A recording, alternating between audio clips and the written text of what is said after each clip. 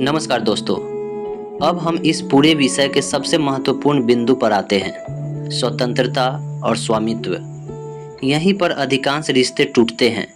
यहीं प्रेम का संगीत धीरे धीरे शोर में बदल जाता है। जरा सोचिए, जब आप किसी से कहते हैं मैं तुमसे प्रेम करता हूँ, तो वास्तव में आपका अर्थ क्या होता है?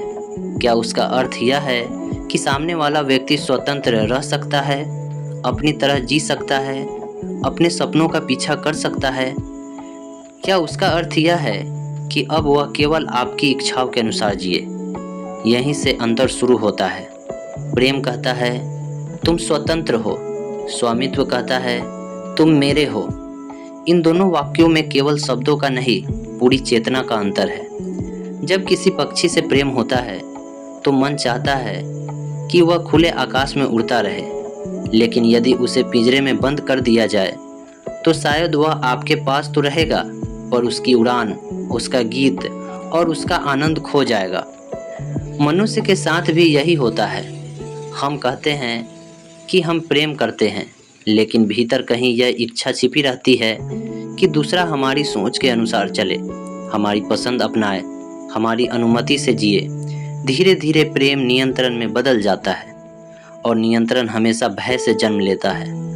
जो व्यक्ति भीतर से निडर है, उसे किसी को बांधने की आवश्यकता नहीं पड़ती।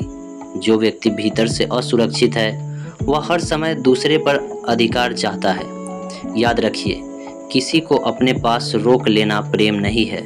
प्रेम वह है जिसमें दूसरा व्यक्ति आपके साथ इसलिए रहे क्योंकि उसके हृदय में आनंद है, न कि इसलिए कि उसे डर है। यदि कोई रिश्ता केवल मजबूरी से चल रहा है तो वह जीवित नहीं है। जीवित रिश्ता वह है जिसमें दोनों हर दिन एक दूसरे को चुनते हैं। विवाह का अर्थ यह नहीं कि आज के बाद प्रेम अपने आप चलता रहेगा। प्रेम को हर दिन समझ, संवेदनशीलता और जागरूकता से सींचना पड़ता है। यदि आप अपने साथी की स्वतंत्रता से डरते हैं तो पहले अपने भीतर झांकिए। डर का कारण दूसरा व्यक्ति नहीं है, डर का कारण आपकी अपनी असुरक्षा है। और जब तक असुरक्षा बनी रहेगी, तब तक कोई भी रिश्ता आपको शांति नहीं दे सकता। एक सुंदर संबंध वह नहीं है जिसमें दो लोग हर समय साथ रहे। सुंदर संबंध वह है जिसमें दूरी भी विश्वास को नहीं तोड़ती। जहाँ विश्वास है, वहाँ पहरेदारी की जरूरत नहीं होती। जहाँ प्रेम है, वहाँ संदेह धीरे धीरे समाप्त होने लगता है। लेकिन जहाँ अधिकार है, वहाँ हर छोटी बात पर शक पैदा होता है। फिर मोबाइल देखा जाता है, संदेह देखे जाते हैं, प्रश्न पूछे जाते हैं, और प्रेम की जगह जांच पड़ताल शुरू हो जाती है। सोचिए, जिस रिश्ते को विश्वास पर खड़ा होना था, वह यदि निगरानी पर खड़ा हो जाए तो क्या वह प्रेम कहलाएगा? स्वतंत्रता का अर्थ यह नहीं है कि जिम्मेदारी समाप्त हो जाए। सच्ची स्वतंत्रता के साथ जिम्मेदारी और भी गहरी हो जाती है। जब दो जागरूक व्यक्ति साथ होते हैं तो वे एक दूसरे का उपयोग नहीं करते, बल्कि एक दूसरे के विकास में सहयोग करते हैं। उनका संबंध प्रतियोगिता का नहीं, सहयोग का होता है। यही विवाह की सबसे सुंदर संभावना है।